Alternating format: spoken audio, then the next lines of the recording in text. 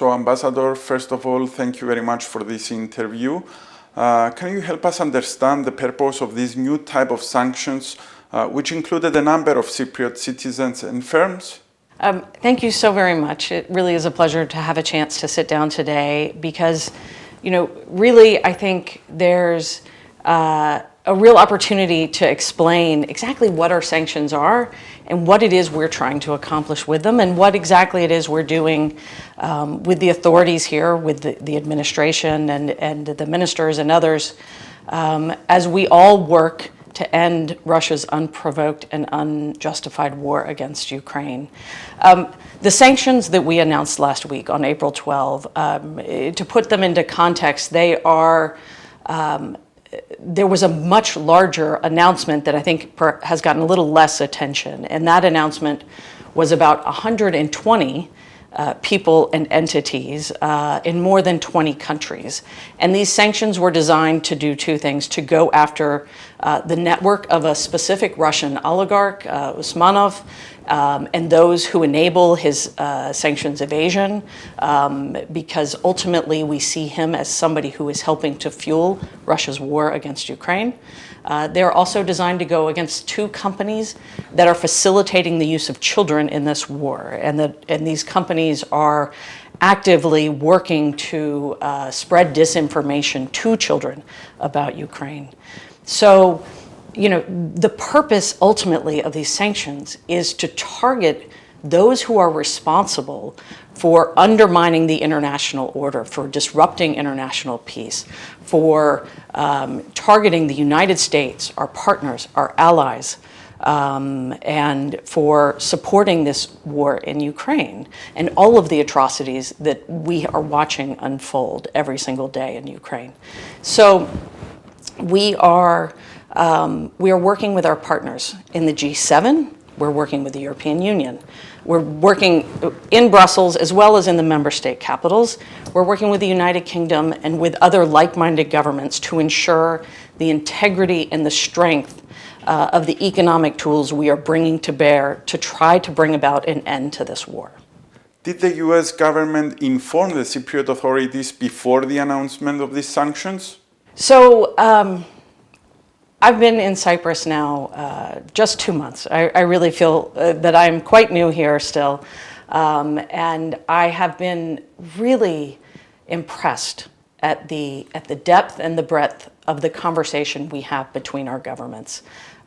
We have an incredibly strong relationship, and one that is built on trust and confidence as well as on transparency. I'm a big believer that when it comes to working with our partners, with our allies, we don't surprise each other. And so that's sort of generally how we work.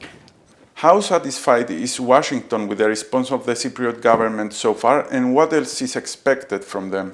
So again, I'll go back to the breadth and the scope of the relationship and the conversation that we are having between Washington and Nicosia, between our governments.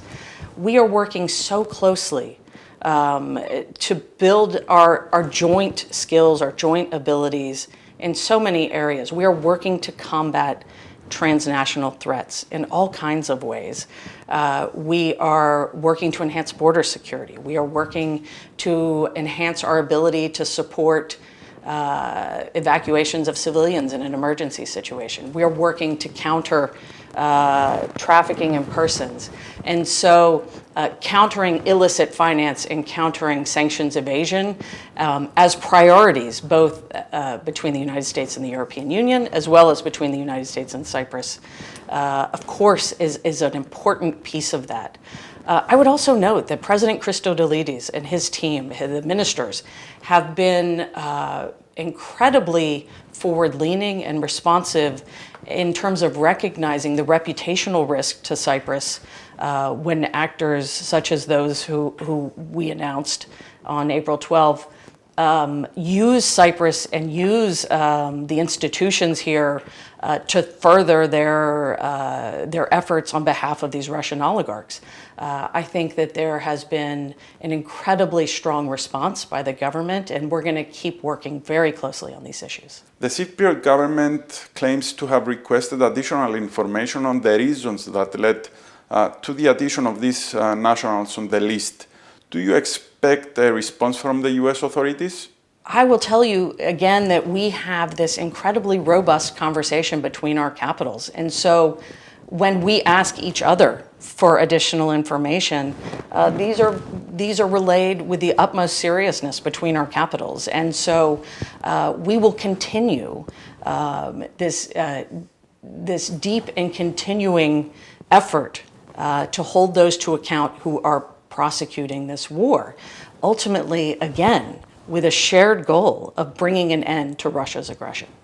Should we expect more Cypriot entities or names added on the sanctioned lists, or is there an ongoing investigation that may reveal any more local firms being involved? Let me tell you that one of the things that we have seen in the United States is that the sanctions are having an effect. What we see is that the sanctions are impacting Russia's ability to bring more tanks, more guns, more missiles to the battlefield. The sanctions are having an effect on their ability to buy the technology they need to field things like early warning systems. The sanctions are working in terms of impacting Russia's effort to succeed on the battlefield in Ukraine. It's saving Ukrainian lives. So as long as this war continues, we're going to continue to look to target those who are fueling Russia's war. And again, we will do this. We will do this together with our G7 partners, with the European Union, with the United Kingdom, and all of those like-minded. We will do it bilaterally here in Cyprus. We will continue this effort as we endeavor to change Russia's behavior. Thank you very much. You're welcome.